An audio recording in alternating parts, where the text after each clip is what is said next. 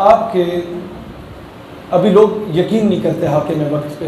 मैंने तमाम MNAs और MPAs को बिठाया और उनको कहा कि हज़रत, मुल्क को आज़ाद करना चाहते हो कि आसिया मलूना मुल्क से बाहर ना जाए? कहते जी हम चाहते हैं। बीच में कुछ मजहबी सोच के MNA हर जगह मौजूद होते हैं, हर पार्टी में होते हैं। तो हमारे एक दो दोस्त थे वहाँ पर, बड़े प्यारे, असेंबली में भी गरज के अल्लाह के 99 नाम लेते हैं। जी हम चाहते हैं। मैंने कहा अच्छा, चाहते हो कि मुल्क के फैसले वाइट हाउस में ना हो, पाकिस्तान में हो? जी चाहते हैं। मैंने कहा कर्जे हटाओ। तो वो तो हम चाहते हैं कर्जे ख़त्म हो। कैसे ख़त्म हो? मैंने कहा पहले इमरान खान अपने 300 कनाल का बनी गाला का प्लाट बेचे, फिर नवाज शरीफ के रायगंज के महल उठा के बेचे, फिर जरदारी के चारों सूबों में जो बिलावल हाउस बने हुए हैं उनको उठा के सरकारी खजाने में रखे, और वो जो पैसा इकट्ठा वो अमेरिका के मुंह पे मारे। उसके बाद ये जो कौम है ना, ये अपने प्लाट भी बेचेगी, माए बहनें बेटियां अपने जेवर भी बेचेंगी और मुल्क आजाद हो जाएगा कर्जे से। आप पहल करें। ये नहीं होगा कि आप नारे लगाएं और हम जाके सिर्फ शहादत देने बैठे हों। आप पहल करें, हम आपके साथ साथ चलेंगे। आज के बाद ये ड्रामेबाजियाँ नहीं होंगी। मैं इनडायरेक्टली 2-4 लोगों को ये बात कह जाता हूँ, ज़्यादा तफसील में नहीं जाता, फरिश्ते नाराज़ होते हैं। लेकिन दोस्त, पिंड के चौधरी के पास जब तक हम लोग खुद नहीं जाते कि असी तुहाडे नौकर हाँ, असी तुहाडे प्यो दे भी नौकर हाँ, असी तुहाडे दादे दे भी नौकर हाँ, असी तुहाडे बच्चों दे भी नौकर हाँ, तब तक पिंड का चौधरी आपको अपना गुलाम बनाता है? नहीं बनाता ना भाईजान। किसी के पास CV लेके नहीं जाओगे तो वो आपको मुफ्त में नौकरी देगा कोई? दस्तक दोगे, चापलूसी करोगे, बूट पॉलिश करोगे, फिर ही नौकरी मिलती है ना। तो अमेरिका क्या जबरदस्ती हमें कर्जे दे रहा है कि ये लो भाई, तुम बड़े गरीब हो, ये लो, जबरदस्ती दे रहा है। इकबाल कहता है यूरोप की गुलामी पे रजामंद हुआ तू, मुझको गिला तुझसे है, यूरोप से नहीं है।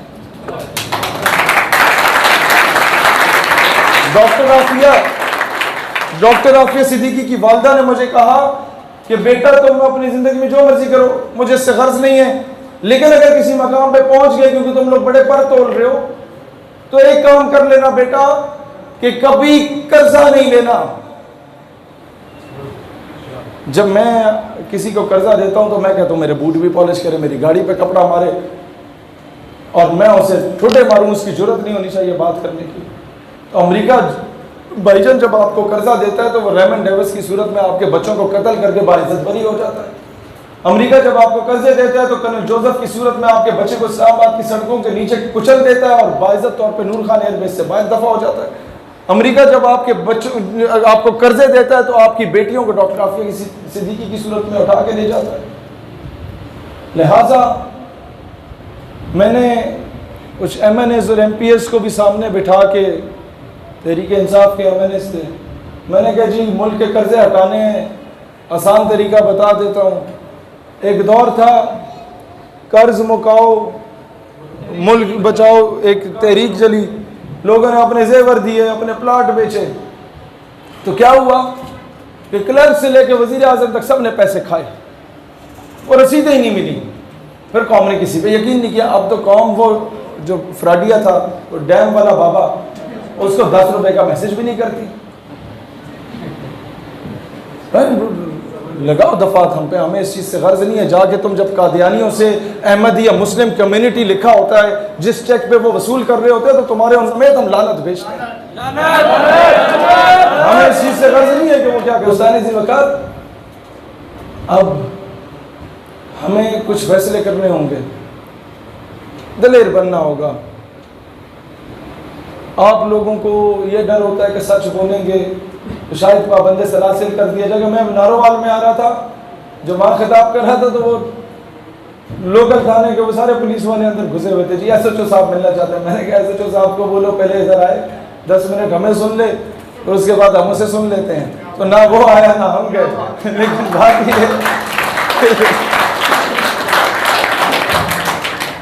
बात ये है, मैंने कई लोग जो तहरीक ख़त्म नबूवत में ये रिसेंटली नामूस रिसालत के केसेस में जो गिरफ्तार रहे, जो दिफा नामूस रिसालत पर रैलियाँ निकालने पर गिरफ्तार रहे, उनमें से कई ऐसे भी थे जो हमें कहते थे कि जेल का अमला हमें इतनी इज्जत देता था जितना कोई मुरीद अपने पीर को इज्जत देता है। कई जगहों पर ऐसा हो, कई जगहों पे जुल्म भी किया। ये फिरौन हर जगह पे मौजूद होते हैं। कादियानी नवाज टाइप के लोग सिस्टम में घुसे हुए तो हैं। उस सिस्टम को आपने किस तरीके से बेहतर करना है, नारे लगा के बेहतर नहीं होगा। अब मुझे एक बात बताता हूँ आपको, जिस वजह से मैं इधर आया वो नारे लगवाने नहीं आया सिर्फ, वो वजह ये है, आप में से ज़्यादातर कॉलेज यूनिवर्सिटी के स्टूडेंट्स हैं, आप में से कुछ के बच्चे हैं, कुछ के भाई हैं। एक मेहरबानी करें, कौम का निज़ाम, मुल्क का निज़ाम तब्दील करना चाहते हैं? चाहते हैं? रैलियों से नहीं होगा।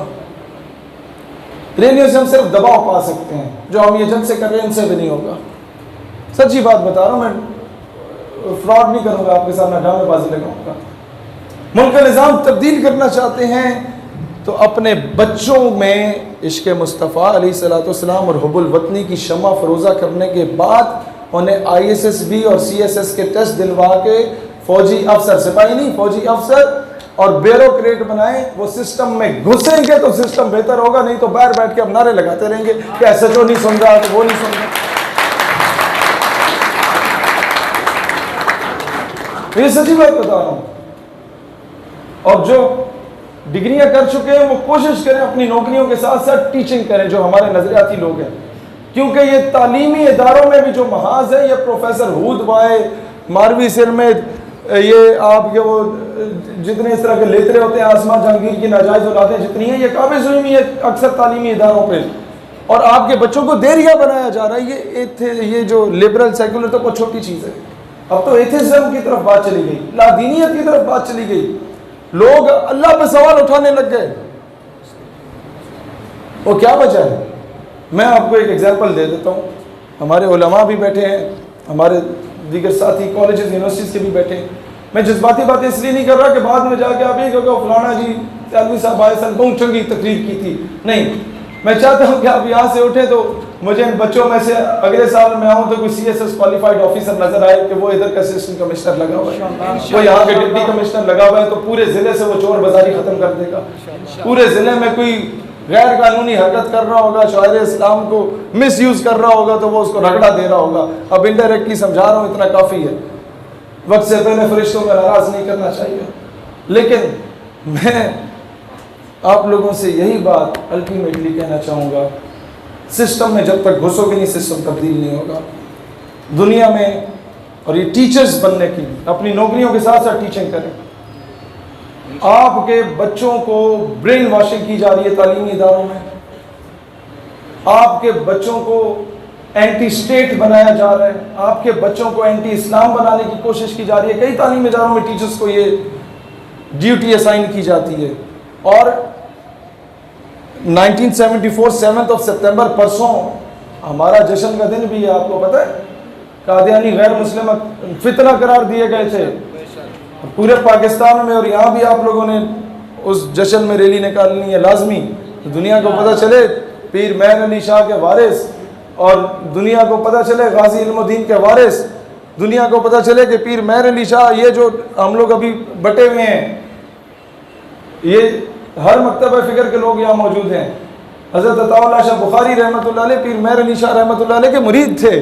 उनका इतना अच्छा रूहानी ताल्लुक़ था जब आपस में, तो फिर ख़त्म नबूवत पे उसके दिफा के लिए हम क्यों आपस में तकसीम बैठे हुए हैं? इशारतन ये बात काफ़ी है, इसे समझें। ख़त्म नबूवत और नामूस रिसालत के दिफा के लिए खुदा का वास्ता है, डेढ़ ईंट की मस्जिद ना बनाओ, एक दूसरे को सीने से लगा के चलो, ये बहुत ज़रूरी है। तालियां नहीं चाहिए, अमल दरामद चाहिए।